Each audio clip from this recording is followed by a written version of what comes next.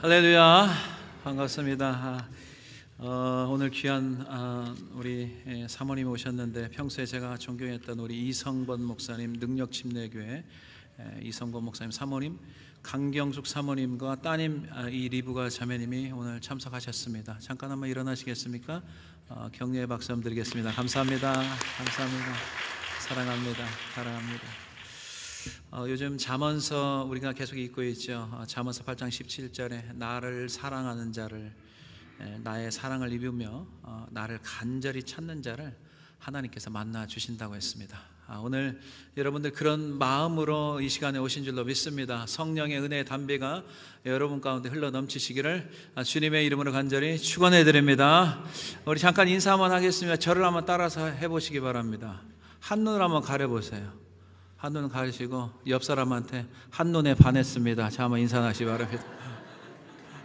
완전 반했어요? 오늘 또 우리가 이렇게 예배 드릴 수 있고 또 함께 사랑하는 동역자들과 정말 즐겁게 찬양하며 경배할 수 있는 것은 오직 예수 그리스도의 은혜인 줄로 믿습니다. 오늘 또 하나님의 큰 은혜가 여러분들에게 넘쳐나시기를 주님의 이름으로 간절히 축원해 드립니다. 제가 한국에서 신학교를 다닐 때 이제 2월 달에 보통 졸업식이 있잖아요. 2월 달에 졸업하고 4월 달에 결혼을 했습니다. 그래서 이제 그 당시에 풀타임 사역을 어디서 했냐면 일산 근처에 있는 모 교회에서 사역을 했기 때문에 교회에서 이제 결혼식을 치러야 되잖아요. 그래서 가장 한가한 화요일 날로 정해서 이제 결혼식을 올리게 됐어요. 근데 저희 집이 이제 지방이다 보니까 어머니께서 아버지께서 이렇게 버스를 대절하시고 친척분들, 친지들을 태우기 시작했어요. 그래서 이제 한 차로 가득 채워가지고 이제 결혼식장에 오시게 된 거예요. 그래서 내리시는 분마다 너무 축하한다고 막 이렇게 격려를 많이 해주셨는데, 이상하게 한 어르신 몇 분이 축하한다고 하는데 표정이 약간 어두운 분이 몇 분이 계셨어요. 그래서 왜 그런지를 도대체 이해를 못했지만은 일단은 반갑게 인사를 하고 결혼식 예배를 잘 드리고, 그 당시에 이제 유행했던 게 캐더링이 그 당시에 유행했어요. 캐더링이. 그래서 교회에서 캐더링을 다 해서 음식을 나눠서 함께 잘 식사를 하고 결혼식을 아름답게 하나님의 은혜를 잘 마쳤어요. 한 주간이 지났어요. 제가 그 어르신들이 궁금한 거예요. 왜 저분들이 얼굴이 안색이 안 좋을까? 굉장히 퀘스천 마크가 해가지고 시골에 있는 저희 어머니한테 전화를 걸었어요. 어머니, 결혼식 때 다들 반갑게 하셨는데 몇 분이 약간 표정을 그렇게 약간 기분이 안 좋은 표정을 하고 오신 분들이 계시는데 어찌 된 일입니까? 라고 물어봤어요. 그랬더니 어머니께서 웃으시면서 이제 말씀을 쫙 해주시는 거예요. 저희 가정이 제 결혼하기 한 10년 전, 그러니까 이제 한 88 올림픽 그 주간에 저희 가족 7명이 다 이제 예수를 다 믿게 됐어요. 아버지까지 마지막 이제 구원 열차를 타고 예수를 다 믿고, 참 어머니로부터 다들 모든 가족들이 성령의 충만함을 받아서 오직 우리 이제 남은 인생은 주를 위해서 살겠다라고 이제 결단하면서 10년이 지났고, 지금도 마찬가지로 동일한 마음을 갖고 있어요. 그런데 이제 어머니가 차를 이제 올라타면서 이제 인사를 쭉 하는데, 보통 보면은 이제 음료수 박스를 이렇게 싣거든요. 그래서 실었는데 어머니 눈에 딱 보이는 게 음료수 박스가 아닌 박스가 딱 있는 거예요. 술 박스가 딱 있는 거예요. 그러니까 이제 어르신들이, 그 당시에는 예수 믿지 않는 어르신들이 있었기 때문에 술을 마시면서 이제 한 서너 시간 걸리니까 마시면서 또 결혼식장에 도착하고 음식 먹으면서 술을 드시려고 몇 박스를 몰래 실어놨던 것을 우리 어머니가 완전히 발견한 거죠. 발견한 거예요. 그래서 우리 어머니는 하나님의 영으로 충만한 분이기 때문에 술은 아니다. 이게 결혼식장에 하나님 앞에 예배드리면서 결혼식 하는데 어찌 술을 가져갈 수가 있는가, 그런 마음이 딱 들어서 정중하게 어르신들에게 이만저만해서 우리는 술을 가져갈 수가 없습니다 하고, 술을 실었던 그 버스 안에서 술 박스를 다 내려버린 거예요. 그리고 음료수만 딱 실은 거예요. 그랬더니 이제 어르신들이 그게 이제 기분이 좀 상한 거예요. 그래서 그걸 좀 가져가면 어떠냐 막 이 말 저 말 했지만 저희 어머니는 굉장히 단호하거든요. 아닌 건 아닌 거거든요. 그래 했더니 이분들이 삐진 거예요. 삐져가지고 결혼식장에 몇 번이 오신 거야. 그런 사건이 하나 있었어요. 저는 하나님 앞에 너무나 감사와 영광을 돌렸어요. 우리가 하나님 앞에 예배드리고 정말 신실한 가정으로 세워져야 되는데 술을 마시고 하나님이 기뻐하지 않는 일을 하면서 예식을 드리며 또 예배를 그 음식을 나눈다는 것은 있을 수가 없는 일이죠. 어머니는 늘 기도하시는 분이시기 때문에 그런 모습이 하나님이 기뻐하지 않는 일이라는 것을 분명히 아셨기 때문에 단호하게 말씀을 드렸던 거죠. 저희 어머니 굉장히 순박하고 순수하고 남들에게 막 강하게 말도 못하시는 분이에요. 근데 어떻게 그런 담대함을 주셨느냐? 이것은 바로 성령의 능력인 줄로 믿습니다. 성령의 충만함을 입으면 담대함이 생기거든요. 당시 그분들은 불신자였습니다. 그들에게는 당연한 거죠. 술 마시고 하는 게 당연한 일이겠지만 하나님 편에서는 올바른 일이 아니었기 때문에 성령 충만한 어머니께서 그릇된 일을 거절한 거죠. 여러분, 지금 우리가 어떤 시대에 살고 있는지 아십니까? 교회를 다니는 사람들 모임에 술을 용인하고 심지어 부추기기까지 하는 그런 타락한 시대에 살고 있습니다. 교회가 아닙니다. 이게 도대체 세상 모임인지 교회 모임인지. 제가 저 윗동네에 있을 때 우리 교회 말고 어느 교회에서는요, 목장을 하고 난 후에 자기들끼리 술 파티하는 그런 교회도 있다는 거죠. 참 이게 하나님이 얼마나 가슴이 아플까 한번 생각해 봐야 됩니다. 그런 타락한 시대에 살고 있습니다. 여러분, 성령에 충만치 못하니까 그런 것들을 용인하죠. 하나님의 영으로 충만하다면 아닌 것은 아닌 거고 맞는 것은 맞다는 것을 분명히 우리가 선을 그을 수 있는 것이죠. 지금 우리가 살고 있는 시대는 성령이 주시는 영적 민감함을 다 잃어버리는 시대에 살고 있어요. 우리가 그런 시대에 살고 있지만 우리 한비전은 기도와 말씀으로 충만해지는 성령 충만한 삶을 살아야 될 줄로 믿습니다. 사랑하는 성도 여러분, 술 취하지 말라. 이는 방탕한 것이니 오직 성령으로 충만함을 받으라고 말씀하고 있습니다. 하나님의 영이 우리에게 충만하게 임하여 영적 권위와 능력이 회복되고 하나님 앞에 겸손하게 엎드려져서 성령의 능력으로 사는 우리 한비전 공동체가 다 되시기를 주님의 이름으로 간절히 축원해 드립니다. 첫 번째 보겠습니다. 성령의 능력으로 사는 성도의 특징이 있습니다. 이 성령의 충만함과 능력으로 사는 성도들은 담대한 능력이 생깁니다. 이건 하나님이 주십니다. 자, 13절 보겠습니다. 13절 우리 다 같이 읽겠습니다. 시작. 그들이 베드로와 요한이 담대하게 말함을 보고 그들을 본래 학문 없는 범인으로 알았다가 이상히 여기며 또 전에 예수와 함께 있던 줄도 알고. 아멘. 여러분, 사도행전 4장의 시작은 사도들이 이제 사도행전 2장에 나왔던 마가의 다락방에서 120명의 문도가 전심으로 기도하니까 하나님께서 기다리라고 했던 그 성령이 임하기 시작했고 성령의 충만함을 받았습니다. 기도할 때 성령의 충만함이 임하는 줄로 믿습니다. 기도할 때 성령의 충만함이 임하는 거예요. 그래서 이들이 하나님이 주신 담대함 가지고 목숨 걸고 복음을 전하기 시작했습니다. 그런데 정작 예수 그리스도의 십자가 부활을 막았던 사람들이 누굽니까? 종교 지도자들이었어요. 제사장들과 성전 맡은 자들, 사두개인들이 복음을 전하는 것을 굉장히 싫어했습니다. 그래서 베드로와 요한을 감옥에 가두었고 다음 날까지 감옥에서 지나게 한 것입니다. 그럼 만약에 베드로가 복음을 전하지 않고 유대인들이 듣기 좋은 설교를 했다면 베드로와 요한이 감옥에 갇혔을까요? 안 갇혔습니다. 듣기 좋은 이야기 했으면 안 갇혔을 거예요. 여러분, 성령의 사람들은요, 사람을 즐겁게 하는 설교가 아니고요, 오직 예수 그리스도의 하나님의 말씀의 진리를 선포하는 줄로 믿습니다. 이게 바로 성령의 사람들이에요. 성령 충만한 설교자는 청중의 박수갈채나 받고 출석에 연연하지 않고요, 오직 하나님의 말씀을 통해서 하나님께 영광을 돌리는 줄로 믿습니다. 사도 베드로는 전심으로 마가의 다락방에서 120명의 문도와 함께 기도하여서 성령의 충만함을 받고 어디 가든지 담대하게 하나님의 말씀을 전하였던 것입니다. 여러분, 하나님의 말씀을 들은 자가 4절에 보니까 무려 5,000명이나 됐다고 했습니다. 그러나 관리와 장로들과 서기관들이 다음날 사도들을 세워놓고 묻습니다. 여러분, 그 사내들인 공회원은 굉장히 살벌한 지역입니다. 살벌한 모임입니다. 말 한번 잘못하면 죽음을 당하는 그런 자들 앞에 세워놓고 사도들에게 첫 번째 질문이 뭔지 아십니까? 7절을 보겠습니다. 이런 질문을 합니다. 시작. 사도들을 가운데 세우고 묻되 너희가 무슨 권세와 누구의 이름으로 이 일을 행하였느냐? 너희들이 무슨 누구의 이름으로 이것을 행하였느냐? 도대체 사도들을 보면 이해가 가지 않는 거예요. 왜냐하면 학문도 없고 수준도 낮고 배운 것도 없는 사람이 어떻게 이렇게 강하고 담대하게 하나님의 말씀을 전하는가? 이게 굉장히 퀘스천 마크고 충격적인 사건이었습니다. 그러나 성령 충만을 받은 베드로는 담대하게 용기를 가지고 할 말 다 합니다. 사도행전 4장 8절 보겠습니다. 이에 베드로가 성령이 충만하여 이르되 백성의 관리는과 장로들아 라고 하면서 이야기를 꺼냅니다. 성령의 충만함을 받은 베드로가 아주 굉장히 단호하게 또박또박 말을 하기 시작합니다.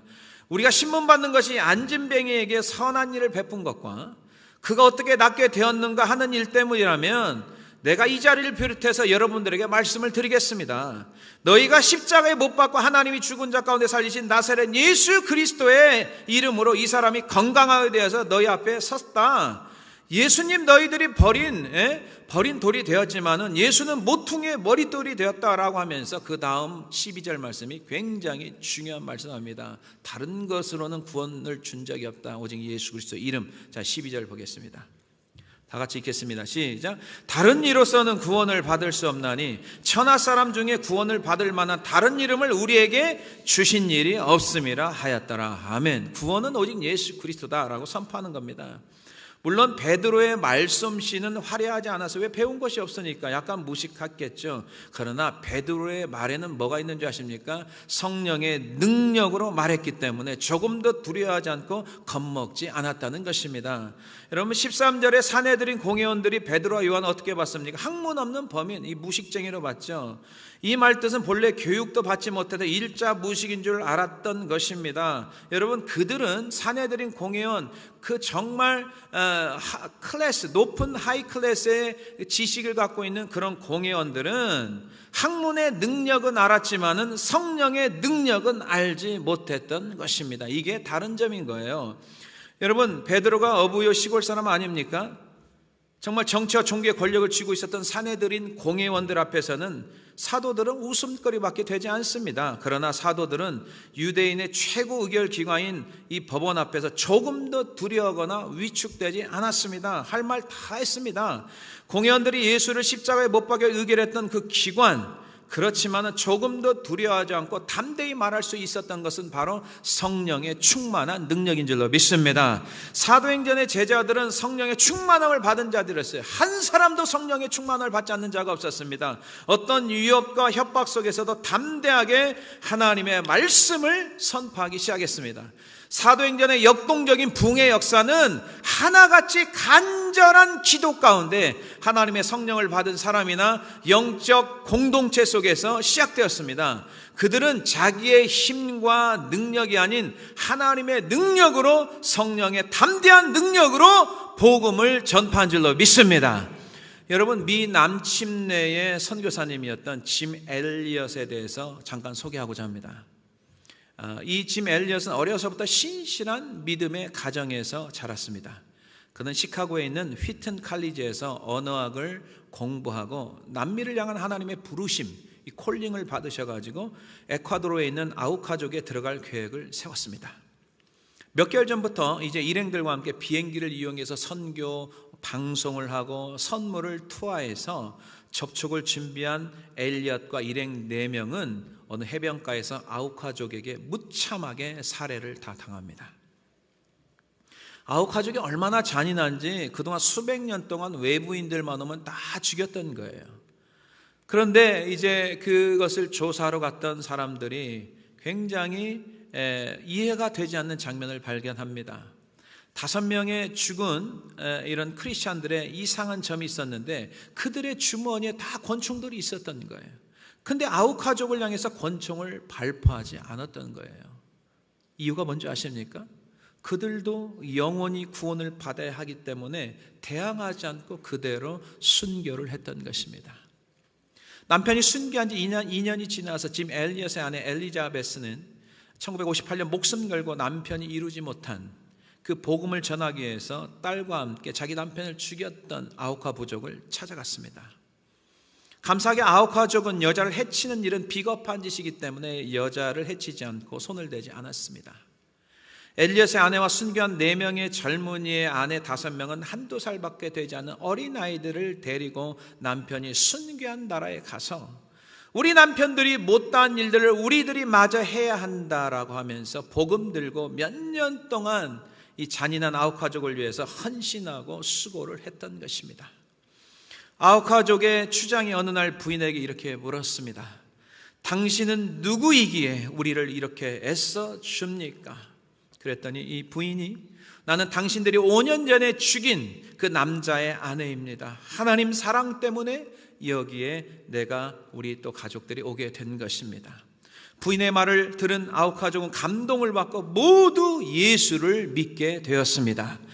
짐 엘리엇이 죽은 후 36년이 지난 와오리니 우림 지역에는 신약 성경 봉헌 예배를 드렸는데 예배에 참석한 사람 중에 3명은 5명의 선교사님을 살해에 가담한 사람으로 현재 교회 담임 목사와 지도자로 활동하고 있다고 합니다.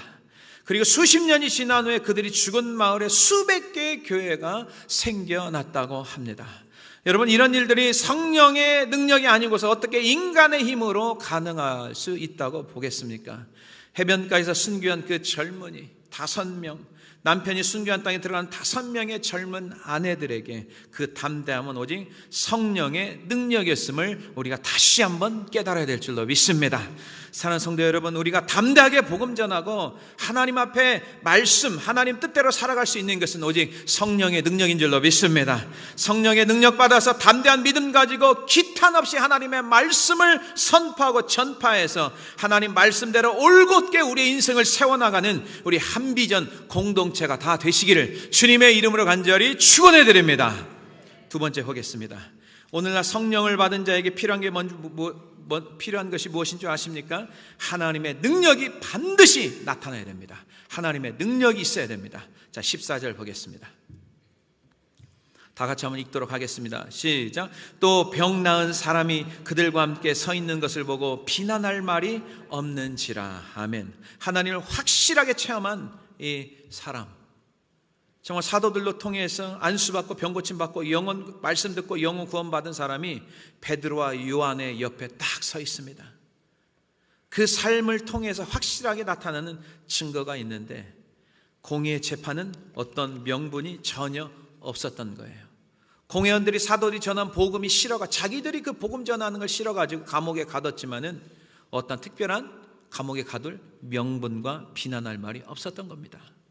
엘리트 종교 지도자들의 지식은 성령이 없기 때문에 그들의 지식은 죽은 지식이었습니다. 자신도 구원하지 못하고 다른 사람도 구원하지 못하였던 형식적인 종교인이었던 것입니다.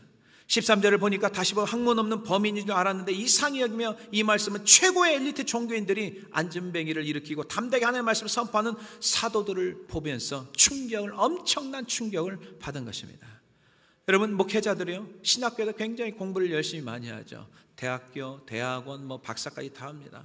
여러분, 목회자들이 공부를 해야 되죠. 신학적인 체계를 잡아야죠. 그러나 여러분, 공부만 해서는 안 되는 거예요. 공부만 하고 성령의 능력을 받지 않으면 그 신학은 죽은 신학이 되는 거고 아무런 능력과 역사가 일어나지 않습니다. 여러분, 그 공부에 성령의 능력이 덧입혀야 될 줄로 믿습니다. 성령의 충만한 설교를 들어야 여러분 삶이 변화되고 그 말씀이, 생명의 말씀이 여러분 삶을 변화시키는 것은 성령의 능력인 줄로 믿습니다. 예수님을 믿고 성령의 사람이 되었다면 당연히 삶의 변화와 삶의 능력이 나타나는 거예요. 여러분들도 마찬가지인 거예요. 성령의 사람은 죄사함 받고 그 기쁨과 소망이 넘치는 새롭게 되는 인생을 사는 것이기 때문에 우리가 때로는 낙심과 절망, 어떤 큰 문제 앞에 있을지라도 그것 때문에 두려워하지 않고 기도하면서 더 크신 하나님을 바라보면서 그 문제가 기도 제목임을 믿고 우리가 믿음으로 전진해 나가야 될 줄로 믿습니다. 여러분, 사도행전 3장 19절 한번 보세요. 다 같이 한번 읽겠습니다. 시작. 그러므로 너희가 회개하고 돌이켜 너희 죄 없이 함을 받으라. 이같이 하면 유쾌하게 되는 날이 주 앞으로부터 이를 것이요. 아멘. 주의 앞에는 충만한 기쁨, 오른쪽에는 영원한 즐거움이 있다고 시편 16편 저자는 말씀하고 있습니다. 여러분, 사도행전 7장에 보면 성령에 충만한 스데반 집사님이 복음 전하다가 복음을 얼마나 잘 전하는지 몰라요. 정말 간단 명료하고 정확하게 말씀을 구약부터 풀어나가는데 굉장히 성령에 충만한 집사님이셨어요.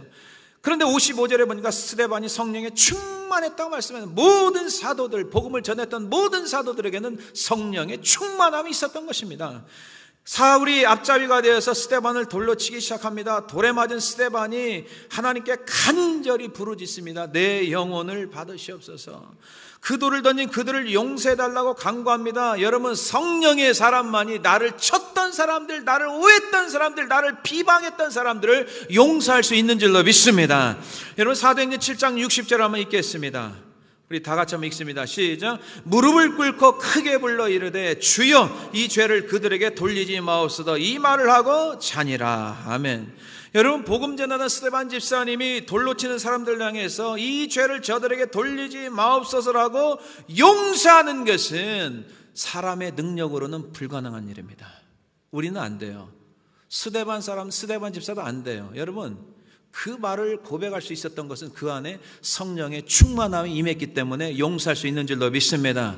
한국 사람은 딱 3번밖에 용서 못해요. 그래서 33판이에요. 3번까지는 봐줘요.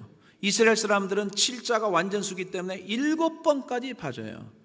그러나 주님께서 7번까지 용서하라, 무제한에 용서할 수 있는 것은 바로 우리의 능력도 아니고 우리의 본성도 아니고 성령의 충만함과 성령의 충만함으로 인한 성령의 능력으로 가능한 줄로 믿습니다. 그래서 9가지 성령의 열매가 있지 않습니까?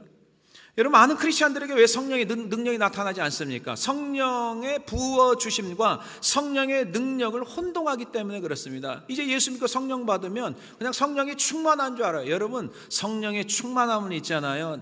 날마다 하나님의 기도와 말씀에 전념해서 날마다 하나님의 영으로 충만해져야 될 줄로 믿습니다.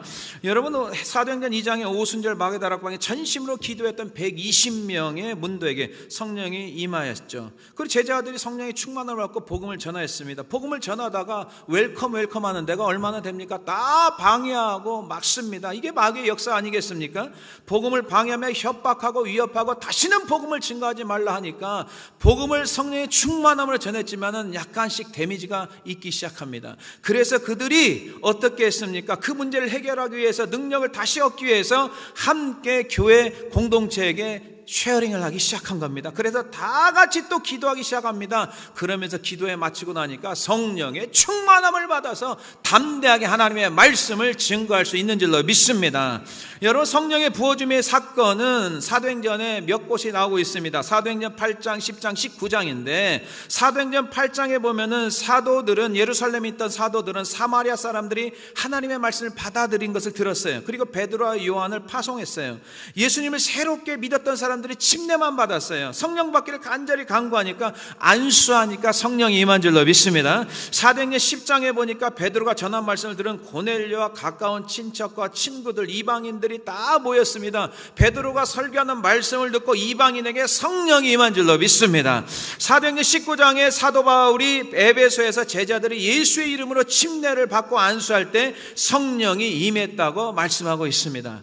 그러나 오늘 본문의 사내들인 공회에서 복음을 전하지 말라고 계속 협박하고 경고하고 위협하지만 사도들이 당당히 맞설 수 있었던 것은 뭐냐면 성령 충만했기 때문에. 근데 성령 충만한 사람들은 어떻게 믿음 생활하는지 아십니까? 항상 하나님 앞에서라는 단어가 나와요. 하나님 앞에서 있기 때문에 두려워하지 않는 거죠. 그러나 성령 충만하지 않으면 사람 앞에, 사람에게 자꾸만 관심을 가지고 사람 앞에 서 있기 때문에 두렵고 사람 눈치 보고 하나님의 말씀을 제대로 선포하지 못하는 것입니다. 여러분, 사도행전 4장 19절에 베드로와 요한이 대답하기를 하나님 앞에서, 이 말이 있어요. 하나님 앞에서 너희 말을 듣는 것이 하나님 말씀을 듣는 것보다 옳은가 판단하라, 분별하라.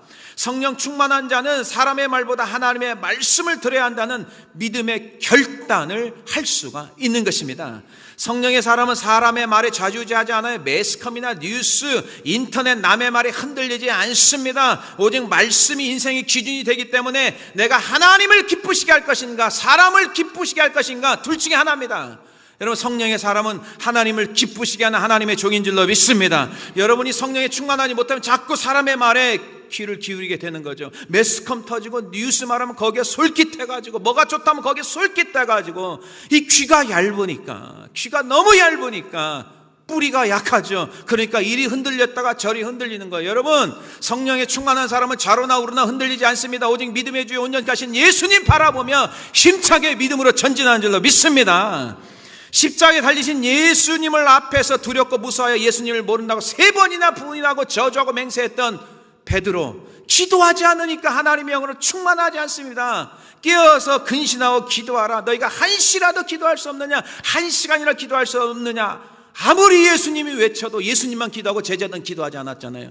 막상 예수님이 십자가에 달려 돌아가시니까 내가 주님을 지키겠다고 했던 베드로가 가장 먼저 예수님 부인합니다. 예수님을 저주하고 3번이나 부인하지 않습니까? 여러분, 우리가 예수님을 어떻게 지켜줍니까? 성령의 도움이. 우리가 우리의 신앙을 어떻게 지켜나갑니까? 성령께서 도와주셔야죠. 우리가 이 마지막 때 어떻게 우리의 믿음을 지킬 수 있습니까? 성령이 우리를 지켜줘야 될 줄로 믿습니다.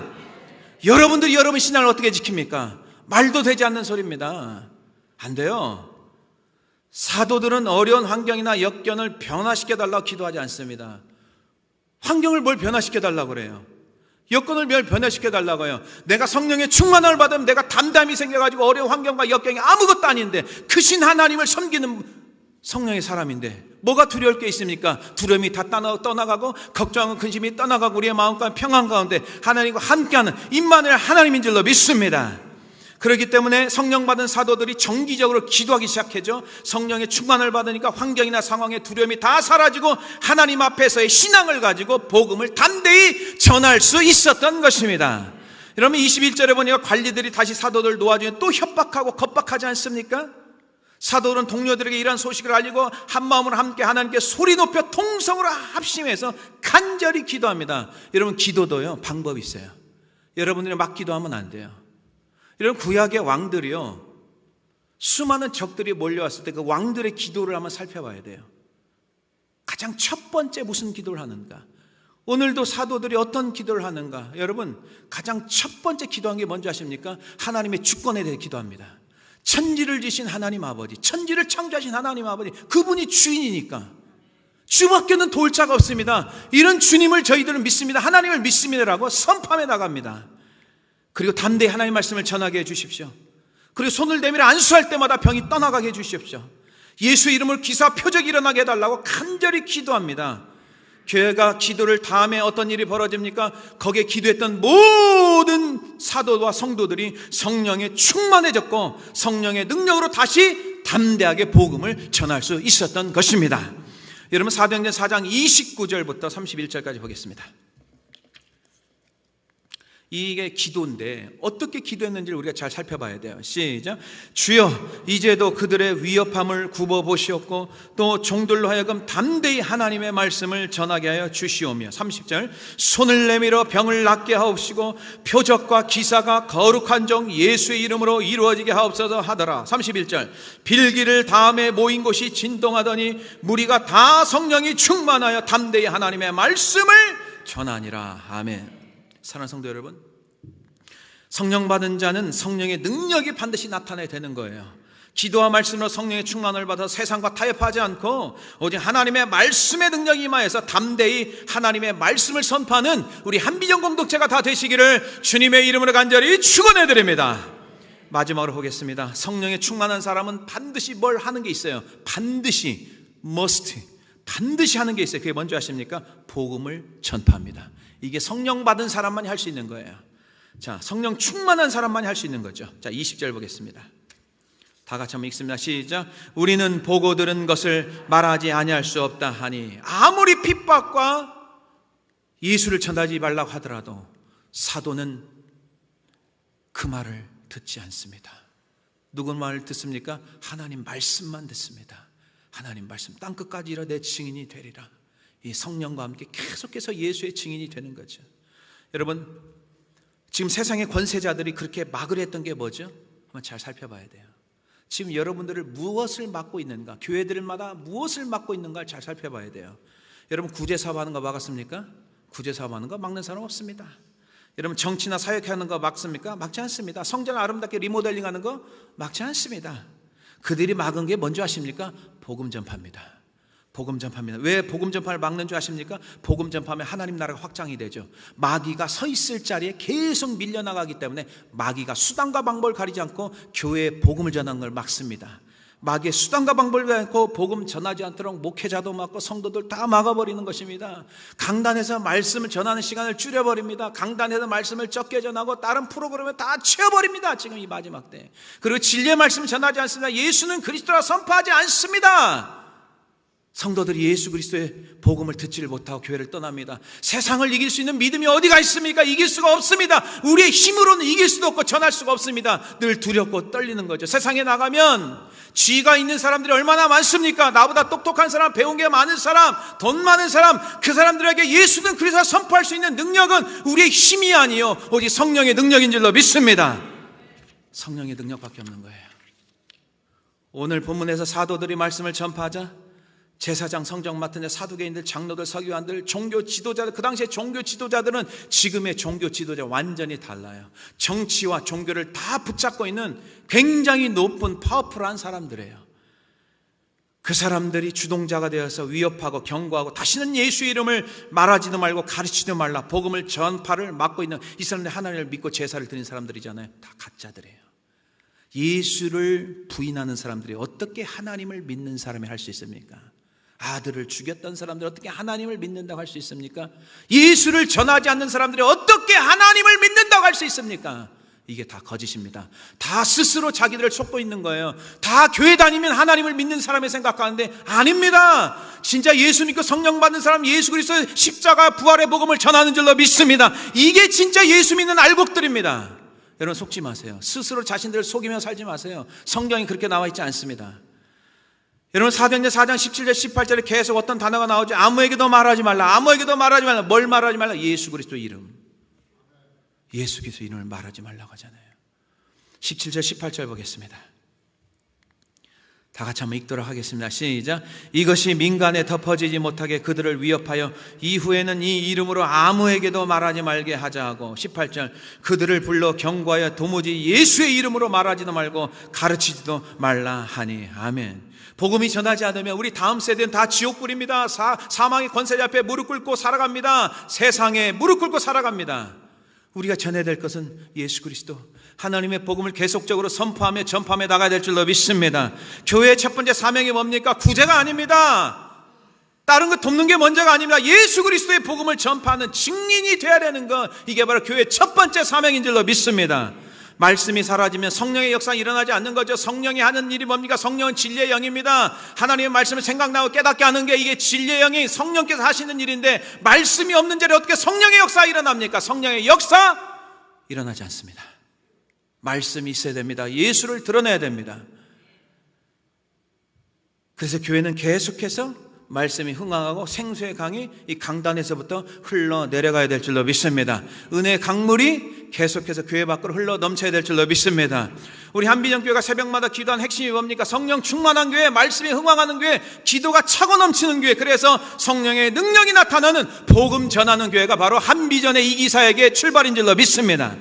우리가 이 땅에 사는 동안 얼마나 잘 살고 잘못 살고 잘 됐느냐 잘못 되었느냐, 성공했느냐 실패했느냐, 그게 중요한 게 아니에요. 여러분 속지 마세요. 그게 아니에요.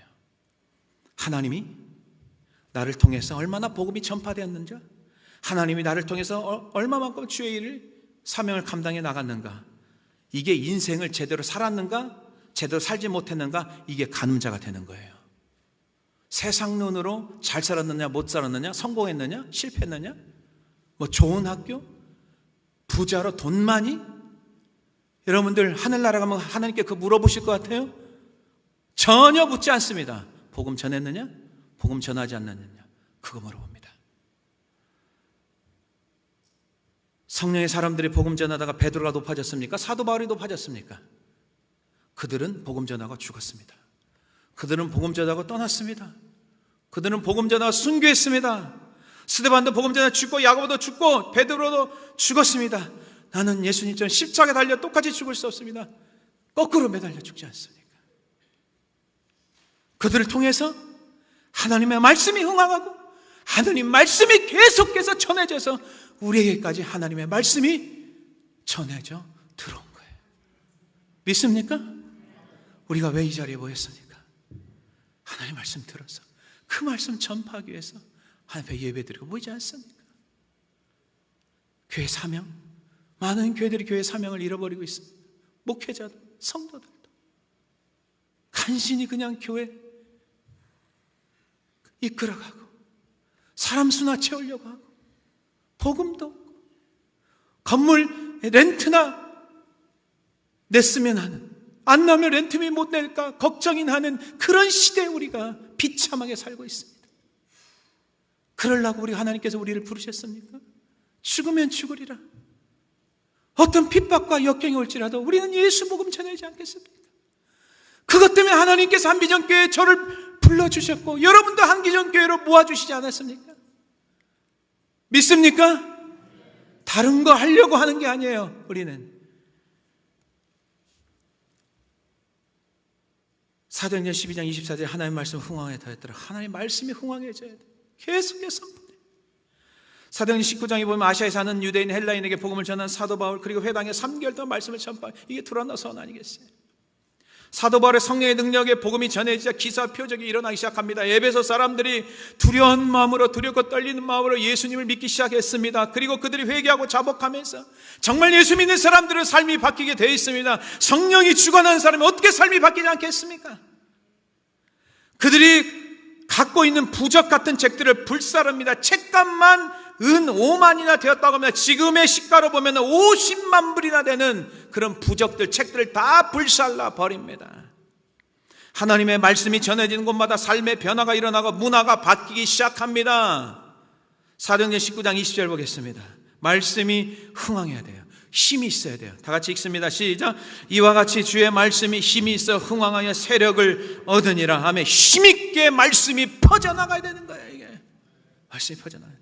예수 믿는 사람들이 여전히 과거의 옛습관을 버리지 못한다면 성령의 능력이 임하지 않는 거예요. 예수 믿고 교회 다니는 사람들이 담배 피우고 아직도 술을 마시는 버릇하고 음란한 영상이나 보고 낄낄거리며 웃고 즐기는 사람들, 치매 예방한다고 고스톱을 치는 사람들, 여러분 성경에 어디가 나와 있어요?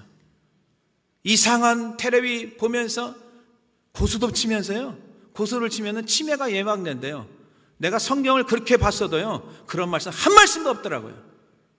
도대체 하나님 말씀을 들을 겁니까? 여러분 성경을 보고 기도하면 지혜와 총명이 넘치는 줄로 믿습니다. 치매도 떠나간 줄로 믿습니다. 그 예수 믿고 미신 믿고 점치고 우상 숭배한 이런 사람들 아무리 교회 다녀도 하나님의 영이 임하지도 않고요, 하나님의 영이 떠나가 버립니다. 하나님의 영이 임하지 않으면 악신이 들리는 거예요. 사울처럼요. 하나님의 영으로 충만해져 있어야 되는 거예요. 우리가요 하나님 말씀에 불순종하기 때문에 철저히 회개하고 자복하면서 정결한 마음을 가지고 말씀과 기도로 채워져 나가야 성령의 충만함을 입고 예배소 성도들처럼 세상 것 다 불태워버리고 주님과 새로운 인생으로 출발하며 사는 줄로 믿습니다. 사랑하는 성도 여러분, 하나님 믿는 성도는 성령의 충만함을 받고 성령의 능력으로 살아가야 될 줄로 믿습니다. 성령의 능력으로 담대하게 복음 전하시고 예수의 이름으로 더러운 영들을 추방해버리고 더러운 귀신들을 추방하고 병들도 고치고 내 삶이 새롭게 변화받아서 내 입술을 통해서 평생 동안 예수는 그리스도와 십자가의 복음, 부활의 복음을 선포하는 성령의 능력으로 사는 우리 한비전 공동체가 다 되시기를 주님의 이름으로 간절히 축원해 드립니다. 이 시간에 함께